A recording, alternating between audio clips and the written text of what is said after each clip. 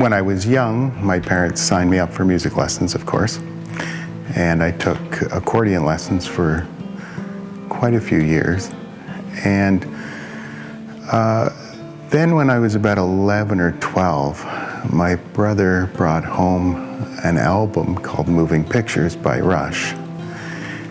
And I listened to it and I couldn't really distinguish what I was hearing. I liked the low end side of it, but I didn't know what I was really listening to. And then I researched it a bit, and as it turns out, it was bass guitar. And so I saved and saved, and at 13, I bought a bass from Center Stage Music in Belleville for $75. And it was not a great bass, but I played it for a couple years and then upgraded into newer basses and better basses. Then when I was about 16 or 17, I went to Maple Leaf Gardens and saw Yes. That was probably my first introduction to a bass player that actually did a bass solo. And it was Chris Squire, and he did Amazing Grace, all on his own, just him and his Rickenbacker bass. And I thought, well, that is pretty amazing that he can captivate an audience like that by playing only a 4-string bass guitar. I worked in a music store and taught in a music store, and there was this, at that time, VHS tape came through of a bass player named Jaco Pastorius. So that was a whole new turn, and he was playing things that I didn't even know were possible on a bass.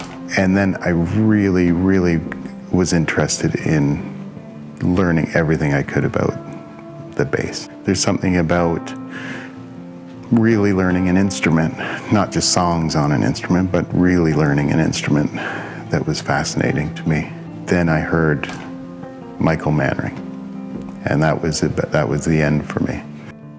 And I was lucky enough to see him maybe 16, 17 years ago in Toronto at the Glenn Gould Theatre. Over the years, Michael and I have become friends and actually have done a couple of songs together, duets together on bass. And all of those people, Geddy Lee,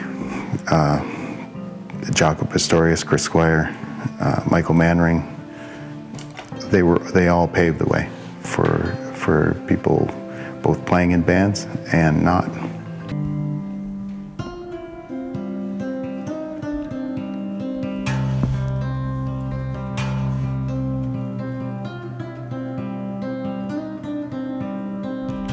I've probably played in 50 or 60 bands over the years, and every single one of them is a learning experience.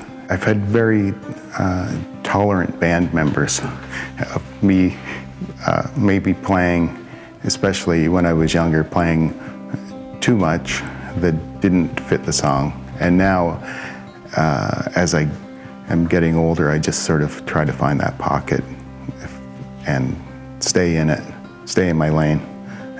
And but that comes with age. You get wiser and you listen more to what the song needs rather than maybe when you're younger what your ego requires.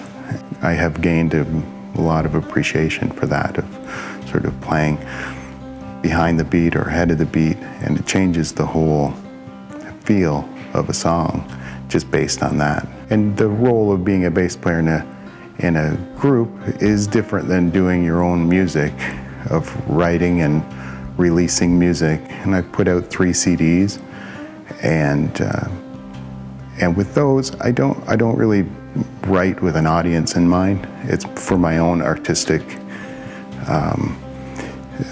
satisfaction.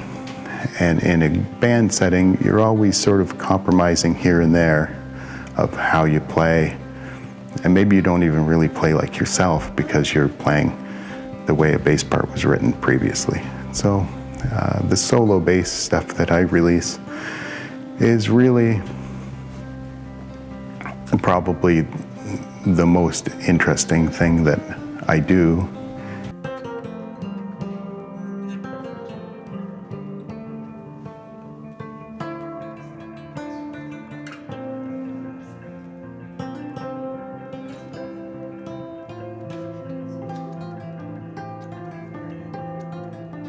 I listen to a lot of cello music, and I listen to a lot of Baroque music, and there's typically no percussion, and if there is, it's very minimal, and it's an internal rhythm. I love progressive rock, and I like jazz fusion, and I like crazy, like even other not bass players like Steve Morse from Steve Morse Band, and Thelonious Monk, the piano player.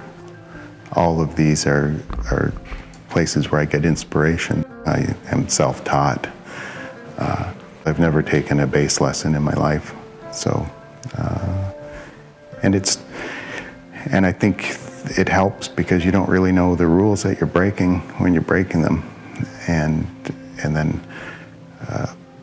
but then there's some wonderfully talented, schooled musicians out there that are unbelievable. So I have an appreciation for all types of music. I think what gets me most excited is that you never truly stop learning. If you stop exploring things, I think it's with any sort of art, you're never done. You can always find something else or somebody to inspire you. In music in particular, there's inspiration everywhere. And it's hard going from playing in band settings where you're playing along with a drummer and you're working together all the time, and sort of the foundation for everybody to play on top of. And then when you're actually the person playing a rhythmic instrument as a solo instrument, it can be challenging, and it's not for everybody. If I can inspire somebody to do the same thing, then it almost becomes an instruction manual. That's the hope, is that it's not necessarily for me, it's for anybody that's interested in pursuing it as something other than a band instrument.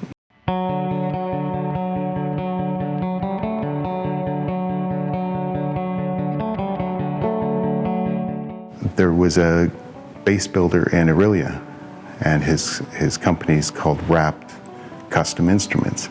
I thought, well, because I couldn't do everything I wanted to do on the basses that I had, and I thought it would be really nice if I had a bass that I could do everything on. So Randy Twyman is the builder, and him and I had many discussions about basses, and that's what I have now. It's been a lot of zigs and zags, but I feel very fortunate. Music's been most of the experiences I've had in life, the most exciting ones have been through playing music and experiencing music. And whether I'm in the audience or in front of an audience, it's always exciting. It's still exciting. It's given me a life that I could have never expected. The things that you think aren't possible are possible. Do what you love to do, and focus on what you like. It might not be the most popular thing, and it might not have you doing sold-out stadium tours, but from an artistic standpoint, it's very, very satisfying. And just follow your dreams and do what you want. When you can make something that you're really proud of with no external input, and you look at it and you're really proud of it, there's no better feeling, because that's ultimately why we're all doing this, is to be happy and add something to the world in a positive way.